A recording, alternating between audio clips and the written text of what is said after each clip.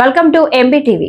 జగన్ కు ప్రతిపక్ష నేత హోదా గురించి మరోసారి చర్చ జరిగింది. విశాఖ కేజీహెచ్ వద్ద ఆయన ప్రెస్ మీట్ నిర్వహణకు పోలీసులు అనుమతి ఇవ్వలేదు. దీంతో ఓ వ్యక్తి వారితో వాగ్వాదానికి దిగారు. ఇది పార్టీ కార్యక్రమం అని ప్రతిపక్ష నేతను మీడియాతో మాట్లాడనివ్వరా అని ప్రశ్నించారు. దీంతో జగన్ ప్రతిపక్ష నేత కాదని సిపి అనడంతో అక్కడ ఉన్న వారంతా అవాక్కయ్యారు. కేజీహెచ్ లో చికిత్స పొందుతున్న కురుపం గిరిజన బాలికలను జగన్ పరామర్శించారు.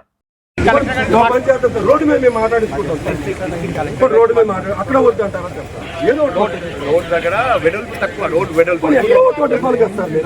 ఎక్కడో చోట అనేది ఇవ్వాలి కదా సార్. గవర్నమెంట్ కాదు కదా సార్. ఇది ప్రైవేట్. ఇప్పుడు పార్టీ కార్యక్రమం, ఇది ప్రతిపక్ష నేత.